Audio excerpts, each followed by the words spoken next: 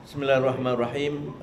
Alhamdulillah, simposium pengantarbangsaan bahasa Melayu yang telah bermula semalam 22 hari bulan telah dirasmikan oleh Yang Berhormat Perdana Menteri. Ada beberapa segmen dalam simposium antarabangsa. Pertama, ucap utama. Ada satu ucap utama pada setiap hari, semalam, hari ini dan esok insya-Allah. Ada dua forum, malam semalam forum, dan pada hari akhir, 24 esok ada forum. Semuanya ada 15 sidang pleno yang membincangkan 15 subtema daripada tema induknya peranan bahasa Melayu sebagai bahasa ASEAN, mengangkat bahasa Melayu sebagai bahasa ASEAN dan bahasa antarabangsa.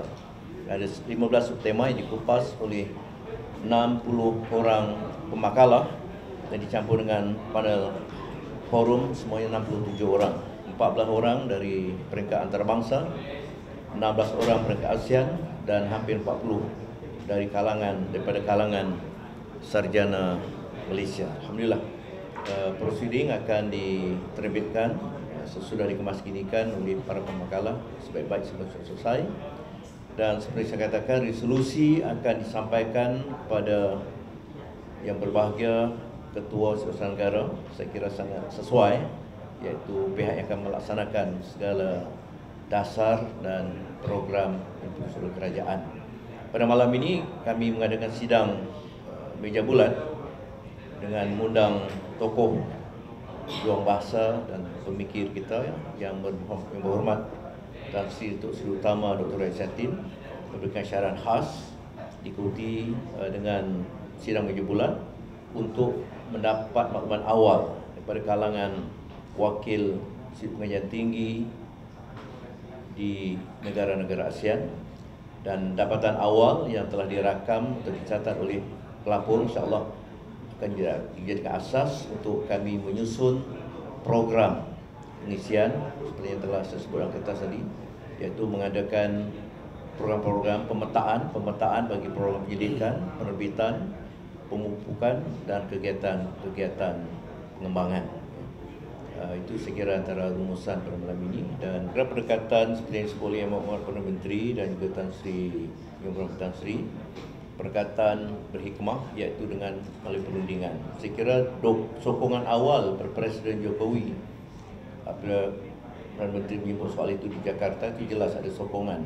Yang dimaksud oleh Yang Berhormat Perdana Menteri tentulah bukan soal bahasa Melayu di Malaysia sahaja, bahasa Melayu supra yang pertama tadi dibincangkan, supranasional, bahasa Melayu yang merentas batas geopolitik yang menurut sejarah memang asalnya satu.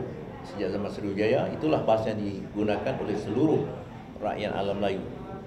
Demikian juga pada zaman Kesultanan. Tetapi dengan wujudnya entiti politik sudah selepas berpenjajahan, memang masing-masing negara dengan program pembinaan negara, national building masing-masing, membina jati diri. Indonesia mengambil pendekatan mengistilahkan bahasa nasional sebagai bahasa Indonesia, tetapi diakui dalam rumusan Kongres Bahasa Indonesia akarnya ialah bahasa Melayu. Jadi ini memerlukan perundingan. Akan hal negara-negara lain saya kira tidak begitu bermasalah, kerana seperti yang Berhormat Perdana Menteri, 6 buah negara menggunakan bahasa-bahasa masing-masing.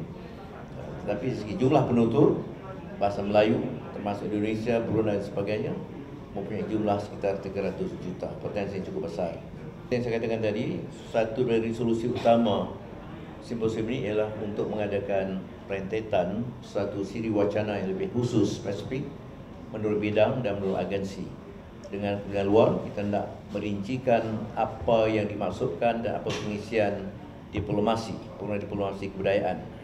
Mesti dirincikan, tidak cukup dengan satu gagasan umum. Demikian juga di segi Kementerian Pelancongan Kebudayaan dan Kesenian Negara, MOTEK, apa perancangan yang patut kita lakukan bagi mengisi program antarbangsaan. MITI, perdagangan antarabangsa juga perlu terlibat. Kementerian Komunikasi dan Multimedia pasti sekali, kerana media sangat berperanan besar dalam soal menghidupkan bahasa Melayu sebagai bahasa serantau ASEAN dan bahkan di peringkat negara. Jadi banyak lagi kita sendiri dalam kalangan rakyat dan pimpinan negara masih menunjukkan kesetiaan dan pengamalan bahasa Melayu.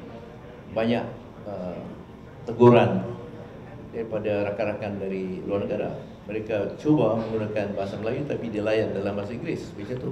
Tetapi kami mendapat maklumat dan bahkan kiriman video dari kedutaan Rusia, kedutaan Perancis, kedutaan Amerika, bahkan di Amerika saya tahu mereka memang ada jabatan yang melatih untuk bakal diplomat ke alam Melayu untuk menguasai bahasa Melayu, bahasa Indonesia.